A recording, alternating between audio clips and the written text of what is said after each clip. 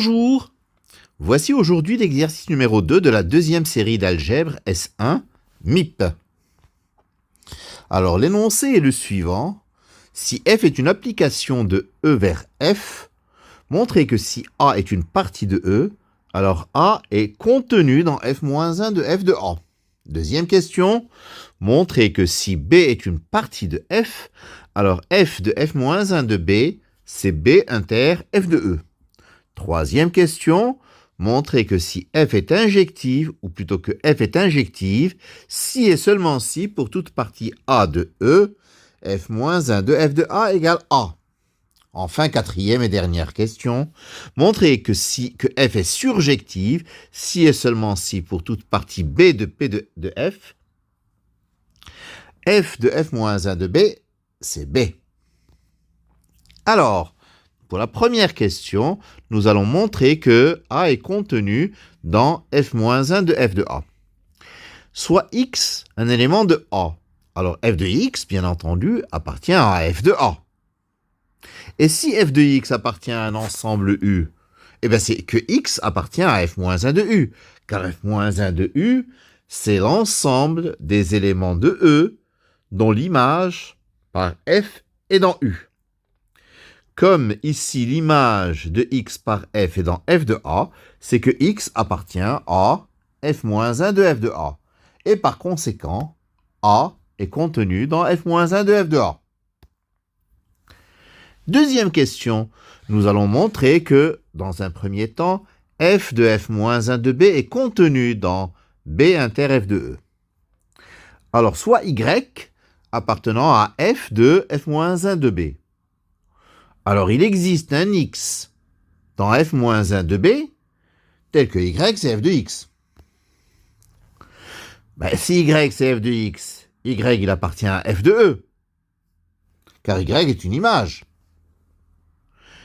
Et en plus, y est dans B, car y égale f de x avec x appartenant à f-1 de B. Donc, y appartient à la fois à B et à f de E. Réciproquement, nous allons montrer que B inter f de E est contenu dans f de f-1 de B. Soit y un élément de B inter f de E. Donc y est à la fois dans B et dans f de E.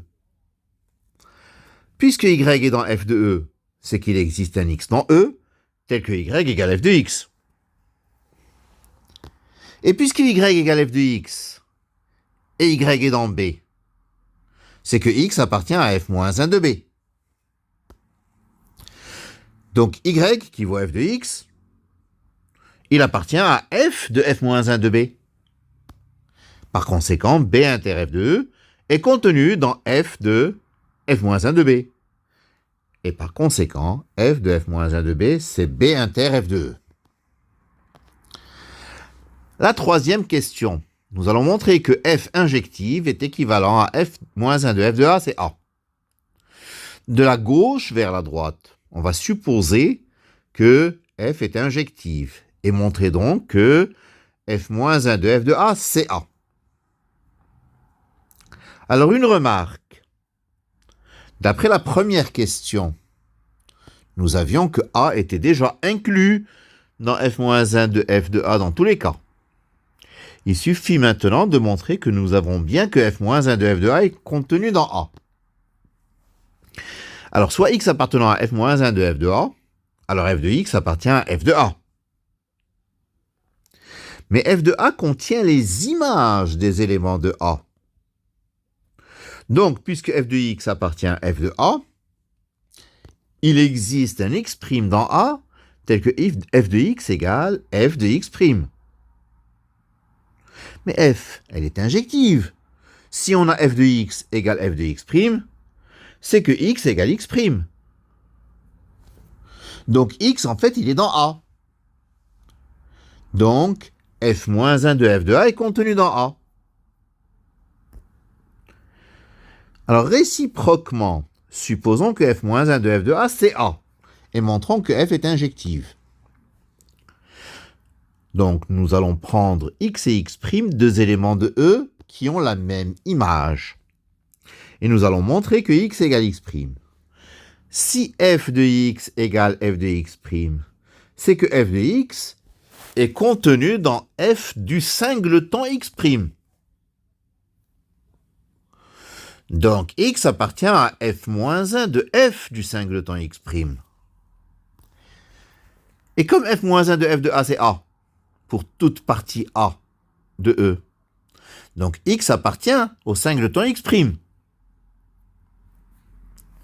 Donc, x égale x', parce que dans le singleton x', il n'y a que x'. Et donc, f est injective. Ainsi, f est injective si et seulement si pour toute partie a de p de e, f-1 de f de a égale a. Quatrième question, nous allons montrer à présent que f surjective équivaut à, pour tout b de p de f de f-1 de b égale b.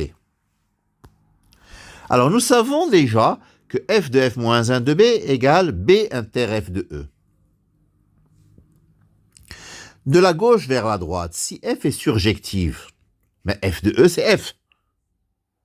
L'image de l'ensemble E tout entier, c'est l'ensemble grand F. Donc B inter F de E, c'est B inter F. C'est-à-dire B, parce que F, c'est l'ensemble tout entier. Donc F-1 de F de B, c'est B. Réciproquement, nous allons supposer que F de F-1 de B égale B pour toute partie B de P de F. Et nous allons montrer que F est surjective. Soit Y appartenant à F. Alors, Y appartient à F de F-1 de grand F. D'accord? En prenant pour B, dans la relation de l'hypothèse, l'ensemble grand F tout entier. Donc, il existe un X appartenant à F-1 de grand F tel que Y égale F de X. Mais F-1 de grand F, ben c'est E, puisque l'application va de E vers F. Donc, il existe un X appartenant à E, tel que Y égale F de X. Et donc, nous venons de prouver que notre application F est surjective. Et voilà, ceci termine notre exercice numéro 2 de la deuxième série. Je vous remercie de votre attention.